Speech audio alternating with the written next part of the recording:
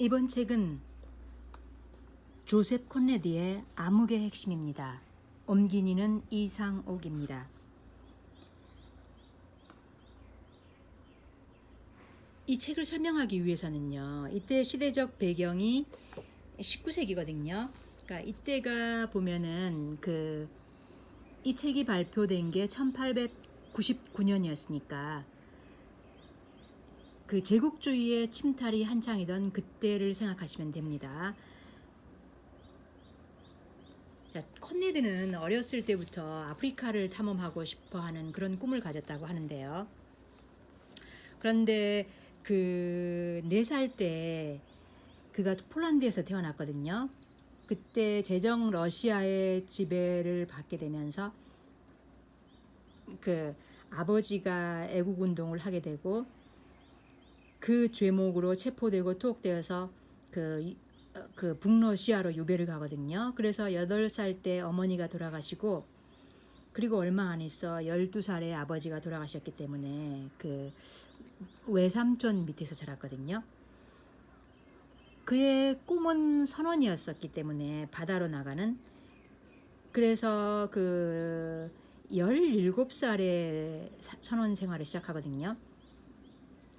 그리고 그가 그 아프리카로 가고 싶어하는 그 아프리카 가운데를 가리키면서 그 콩고죠. 그곳을 가리키면서 그곳을 항상 꿈꿨는데 그때 그가 선원 자격을 취득하고 33살이에요. 그 아프리카 콩고강을 몇 달에 걸쳐서 들어가는데 그 경험을 녹여낸 작품이요. 이 작품 어둠의 핵심 혹은 암흑의 시면 그 Heart of Darkness입니다. 저는 이 작품이요, 이 책이요 176페이지로 짧은 책인데 난해하고요, 뭘 얘기하려고 하는지 좀 캐치하기가 힘들었는데 사실 이 책의 내용은 간단하거든요. 이 사람이 그 벨기에령 선박 회사의 선장으로 취직이 돼서 그 콩고 깊은 그 밀림 속에서 있는 자기네 그 소속의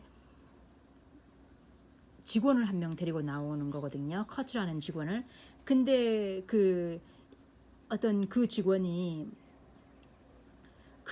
데리고 나오는 건데 그 뭐를 생각하시면 되냐면요. 저도 예전에 봐서 그 부분 생각나는 영화인데 그 지옥의 묵시록 있잖아요.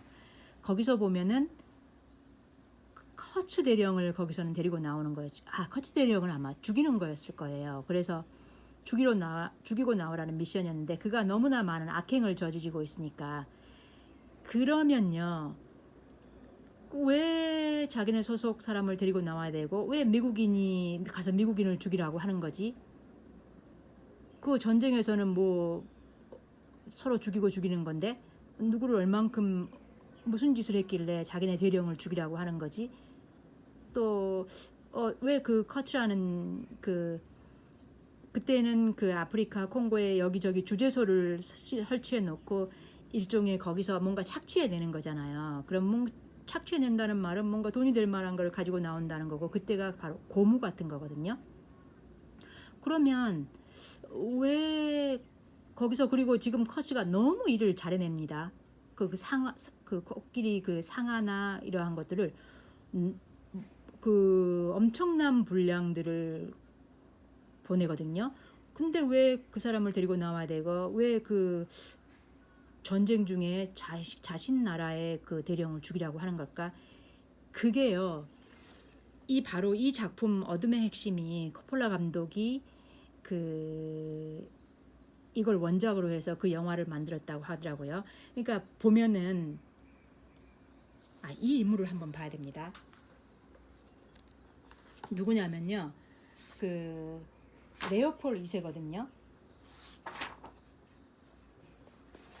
자, 이때가 지금 가장 저는 쉬운 책을 보는데요. 역사의 인물 중에 이렇게 볼 때 바로 용선생 세계사인데요. 이 사람인데요. 이 레오폴 2세가 그때 엄청난 짓을 저지른 사람입니다. 이 레오폴 2세는 아프리카의 지리를 탐구하고 고통받는 흑인들을 돕는다. 흑인의 나라를 세운다. 이러한 명분으로요. 콩고를 25년인가 다스립니다. 그러면서요. 엄청난 원주민을 죽이고 그리고 이 지금 콩고도요. 콩고가 어느 정도의 땅이었냐면요. 그 당시 그 벨기에 땅에 75배나 넓었는데 이걸 자신의 사유지로 삼았습니다. 그래서 식민지로 만들었고요. 그리고 나중에 이걸 벨기에 정부로 넘기거든요. 근데 그때 그 이유가 뭐였었냐면요.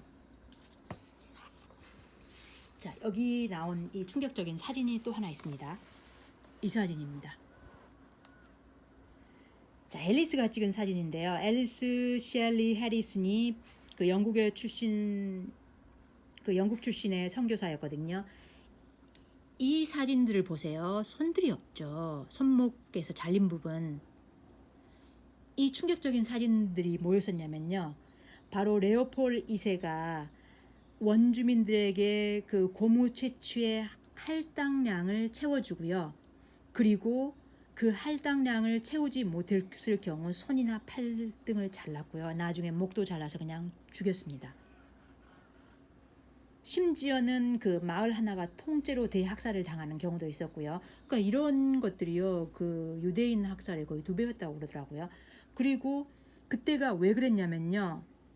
그 공기를 주입하는 고무 타이어가 개발되면서 그 원료인 고무 수요가 폭발적으로 증가하자 그 원주민들을 강제로 고무 생산에 동원시켜서 매일매일 이런 착취를 했던 것입니다. 여기에 해당되는 이 레오폴 국왕이란 사람이 바로 누구라고 생각하면 되냐면요. 쉽게 이 책의 커츠라고 생각하면 됩니다. 그럼 처음부터요. 이 선장은 이 사람이 이렇게 무지막지한 이런 악의 화신이었다고는 생각하지 않습니다. 그리고 그가 콩고강을 쭉 따라서 가면서 이 어둠 속 있잖아요. 그 밀림과 정글 속은 이렇게 강을 따라서 쭉 가다 보면 어둠 속처럼 아무것도 보이지 않습니다. 그러다 이렇게 마치 카메라를 서서히 갖다 들이대면 그 어둠 속에 쇠스랑에 쇠고리 같은 것에 묶여 있는 그 원주민들, 그리고 그 노동을 하다가 거기에서 낙오된 사람들은 죽기를 이렇게 쓰러져서 죽을 때까지 그냥 내버려 두고, 그러한 인물들이 아무 저항도 없이 아무 그냥 빈 눈동자 있죠. 그것들만 이렇게 가서 카메라를 쭉 들이대면 그것들이 보입니다. 그래서요. 그러한 것들도 이렇게 선명하게 이렇게 폭로하는 것이 아니라요. 이렇게 쭉 강을 따라가면서 이 사람도요. 그러니까 이게 액자식 소설이거든요. 그러니까 그 말로가 우리가 그 로드짐에서처럼 말로가 우리들에게 그 이야기를 들려주는 것이거든요. 그래서 가면서 처음에는 이 사람도요. 이 커츠에 대한 이야기를 커츠를 만나는 게 아니고 계속 입소문을 통해서 듣습니다. 그래서 처음에는 어떨 때는 커츠를 이렇게 아주 비열한 인물로 생각하기도 하고, 어쩔 때는 커츠를 어떤 환상적으로 그 커츠에 매료되기도 하고, 그렇게 서서히 이 선장도 그 변화를 겪어가면서 커츠에 대한 입소문들을 조금씩 듣고, 왜냐하면 그가 엄청난 그 업무를 해내고 있거든요. 그 이 할당량이요.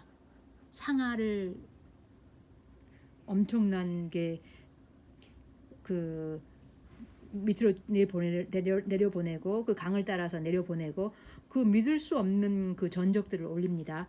그러하면서 어쩔 때는 이 인물을 신격화시키기도 하고요.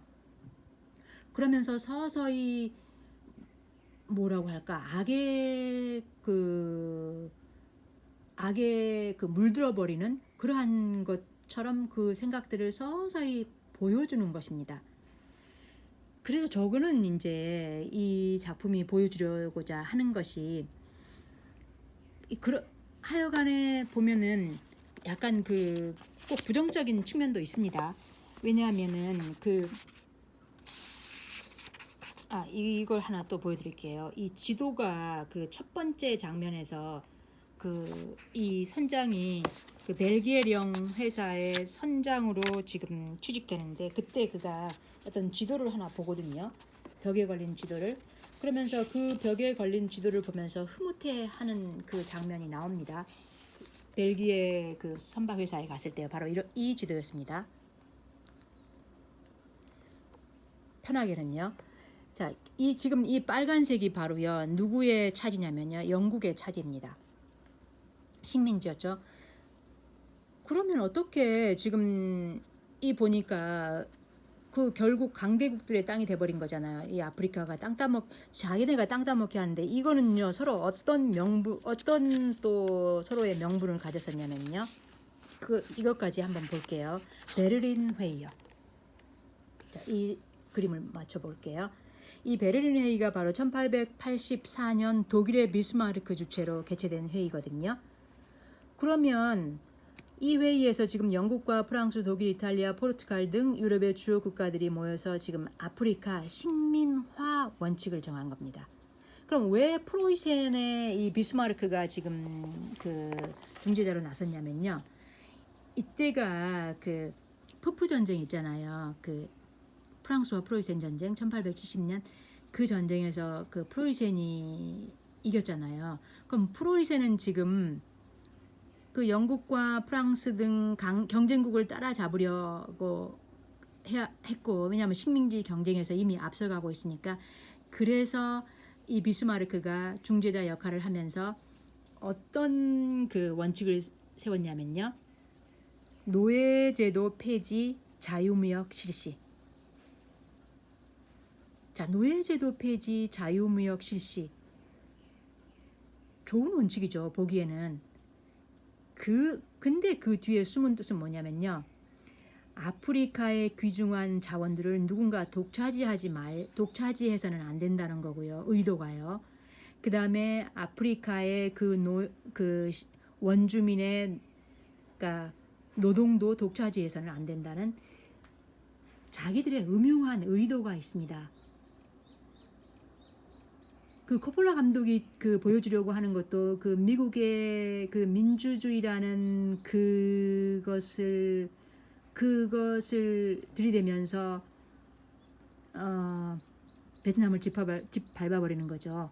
지금 이 강대국들도 아프리카를 짓밟고 거기서 오로지 자기네 이득만을 취하는 거죠. 자, 이 만화에서 보듯이 한마디로 여기에 원칙은 그러니까 뭐였었냐면요.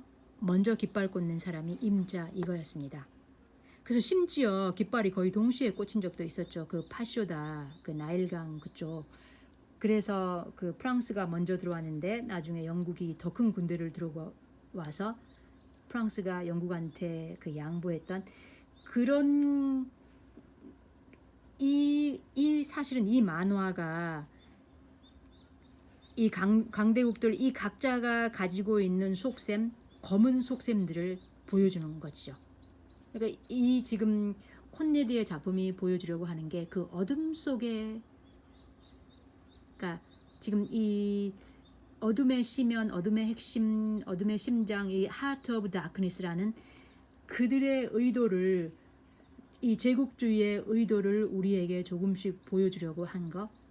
그 다음에 이 사람의 이 원작을 가지고 이 만든 영화도 그 의도가 진짜일까? 그 뒤에 있는 거짓말이 있잖아. 이거를 보여주는 거죠. 근데 그 거짓말을 우리도 그렇잖아요. 강대국들이 우리한테 주려고 하는 그 거짓말을 처음에는 캐치하지 못하잖아요. 근데 그것들을 지금 그러니까 말로가 지금 우리한테 들려주는 이 선장도 처음에는 캐치하지 못하죠. 서서히 막 심지어는 그 커츠라는 인물, 그러니까 그를 국왕을 레오폴리스라고 생각하면 됩니다. 그 악의 화신한테 점점 그러니까 씌어서 그가 진실을 보지 못하고 그렇게 그 환상적인 생각을 가지기도 하면서 그러면서 서서히 그가 거기에 진실에 눈을 떠가는 거거든요. 그것이 바로 이 작품이 보여주려고 한 의도였다고 생각합니다. 그래서 보면은 이 어둠이라는 단어를 아주 많이 써요. 그래서 저는 이 작품이 어려웠거든요. 내용은 간단한데 그 별 그 큰 스토리 없이 이렇게 쭉쭉 이어져 가는 그런 부분들에서 보여주려고자 하는 것이 그 검은 밑바닥 속에 들어있는 그런 진실을 보는 눈, 그런 것이었던 것 같습니다. 네, 끝까지 들어주셔서 고맙습니다.